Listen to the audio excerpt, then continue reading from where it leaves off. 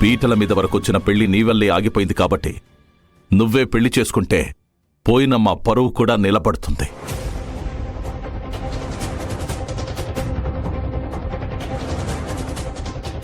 వాగే నోళ్లు మూతపడతాయని మాక్కూడా ఆలోచనుంది. జ్యోతి మెళ్ళో అంతకుముందు తాళి కట్టావు. నిన్న తన నీతో కాపురానికి రమ్మని పట్టుపట్టావు.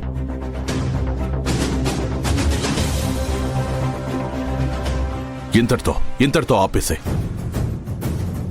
అయిపోయిందేదో అయిపోయింది. జ్యోతి గురించి ఆలోచించడం ఇక మర్చిపో.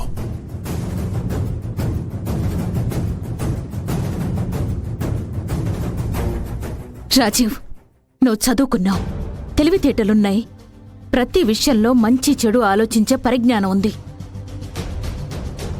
అలాంటి నువ్వు దాని మాయలో ఎలా పడ్డావురా?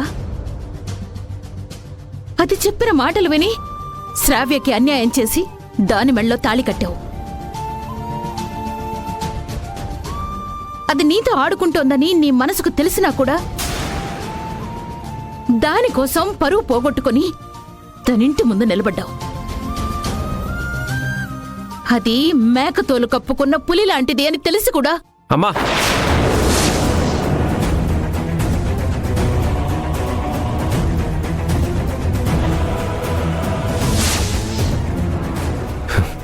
జరిగిన దాంట్లో అసలు జ్యోతి తప్పు లేదు.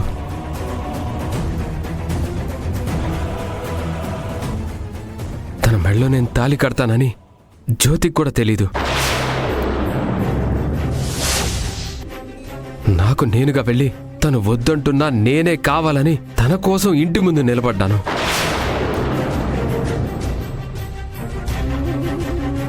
అంతే తప్ప అందులో జ్యోతి ప్రమేయం ఏమాత్రం లేదు.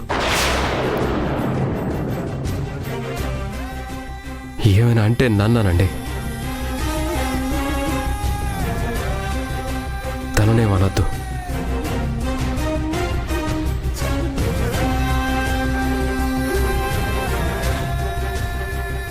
ఏంట్రా దాన్ని వెనకేసుకొస్తున్నావు?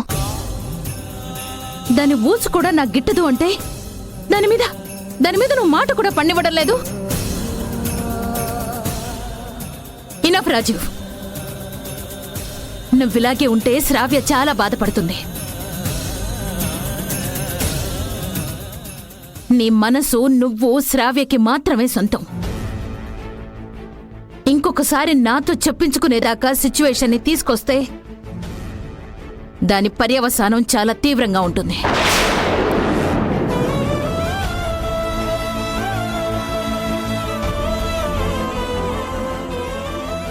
ఏంటి రాజీవిది? జ్యోతి దగ్గర ఏముందని అంత తపన పడుతున్నావు? నువ్వే భర్తగా ఉండాలని శ్రావ్య, నిన్ను అల్లుణ్ణి చేసుకోవాలని మేము ఇంతలా కోరుకుంటూ ఉంటే నీకేం కర్మ పట్టిందని ఇంతలా దిగజారి తన వెంట పడుతున్నావు?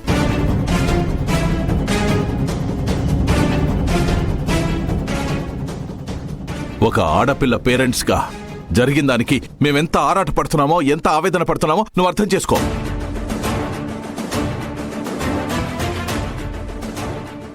నువ్వెంత సైలెంట్గా ఉన్నా నన్ను అవాయిడ్ చేయాలని చూసినా యూజ్ లేదు రాజీవ్.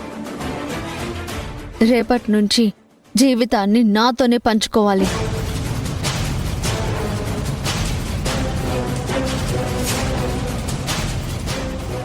నన్నే పెళ్లి చేసుకుని తీరాలి. నువ్వు ఆ జ్యోతి వెంట పడ్డా ప్రయోజనం లేదు.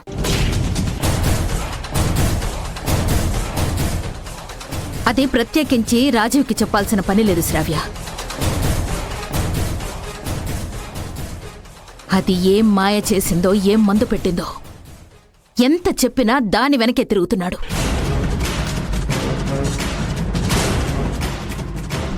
ఆ తోకని ఎలా కట్ చేయాలో, వీణ్ణి దాని నుంచి ఎలా దూరం చేయాలో నాకు బాగా తెలుసు.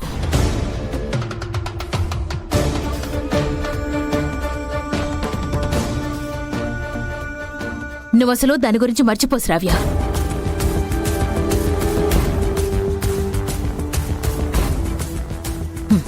మనం వెళ్దాం పదండి.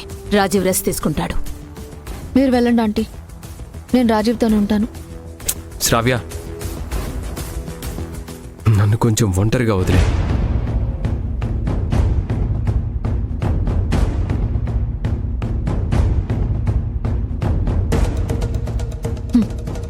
నన్ను ఇక్కడి నుంచి పంపగలవేమో కానీ నీ జీవితం నుంచి పంపలేవు రాజీవ్.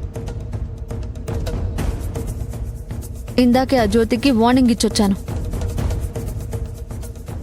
నువ్వు ఎంత ట్రై చేసినా ఇక ఎప్పటికీ నీ వైపు కన్నెత్తి కూడా చూడదది. పదండి ఆంటీ, పదండి డాడీ.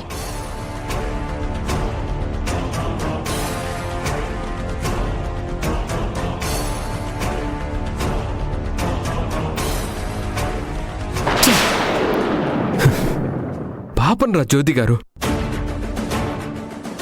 తనని చరణ్ గాడి నుండి కాపాడగలిగాను కానీ వీళ్ళనే మాటల నుంచి, చేసే అవమానాల నుంచి కాపాడలేకపోయాను. వీళ్ళేమో నీకు శ్రావ్యతో పెళ్లి ఫిక్స్ చేశారు. నువ్వేమో శ్రావ్య వద్దు జ్యోతినే జీవితం అంటున్నావు. పెళ్లికేమో ఎక్కువ టైం లేదు. ఈ సమస్య నుంచి నువ్వు ఎలా బయటపడతావన్నా?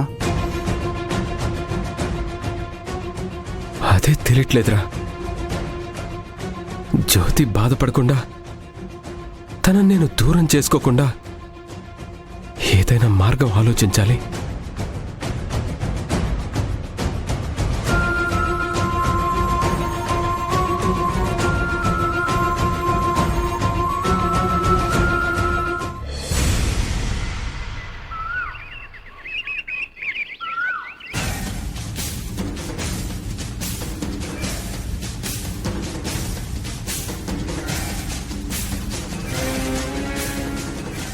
ఈ రౌడీ వెధవలు శారదాన్ని చంపామన్న శుభవార్త ఇంకా ఫోన్ చేసి చెప్పరేంటి?